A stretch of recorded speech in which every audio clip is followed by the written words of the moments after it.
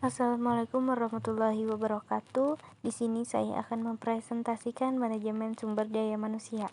Baiklah, perkenalkan, nama saya Nur Ajijah dari kelompok 51A Akuntansi.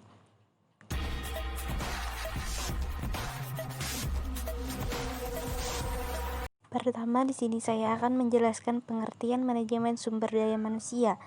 Sumber daya manusia adalah proses serta upaya untuk merekrut, mengembangkan, memotivasi, serta mengevaluasi keseluruhan sumber daya manusia yang diperlukan perusahaan dalam pencapaian tujuannya.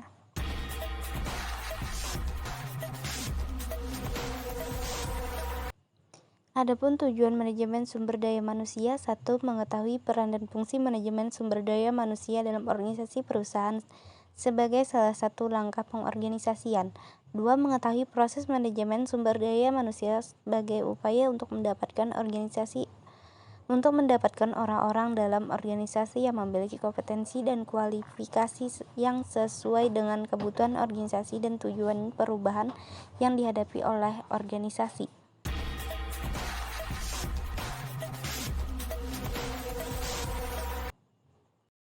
Proses manajemen sumber daya manusia: 1. Merencanakan kebutuhan dan pemanfaatan sumber daya manusia sebagai perusahaan.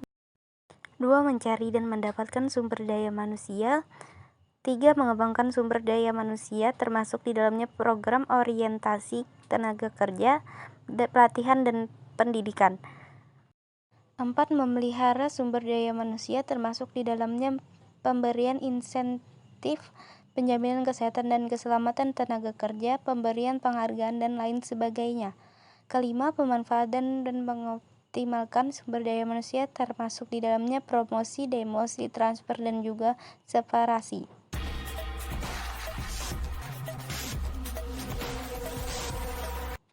Macam-macam sumber daya manusia ada 2. 1. Manusia sebagai sumber daya fisik, contohnya pada bidang perindustrian, transportasi, perkebunan, perikanan, perhutanan, dan peternakan.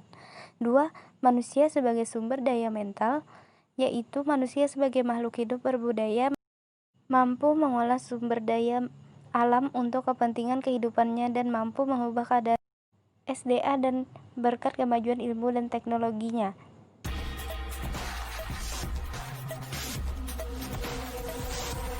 Di sini adapun tahapan seleksi tenaga kerja: 1. Seleksi sikap dan perilaku. 2. Seleksi kualifikasi. 3. Seleksi administrasi.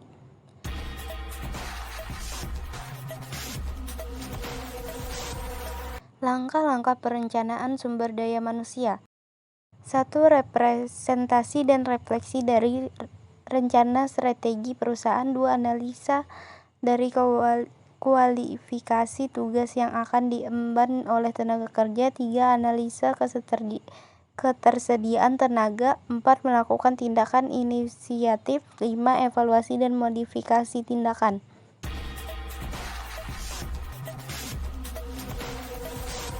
Pemanfaatan tenaga kerja: 1. Promosi. 2. Demosi. 3. Transfer. 4. Separasi.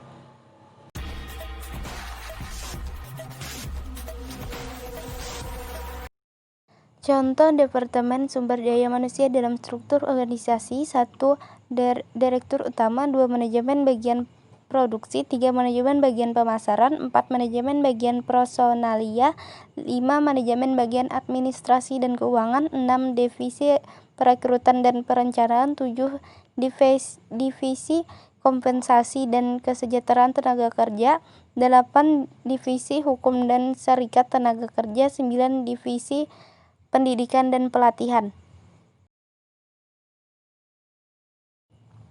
Sekian presentasi dari saya, salah hilap mohon maaf. Assalamualaikum warahmatullahi wabarakatuh.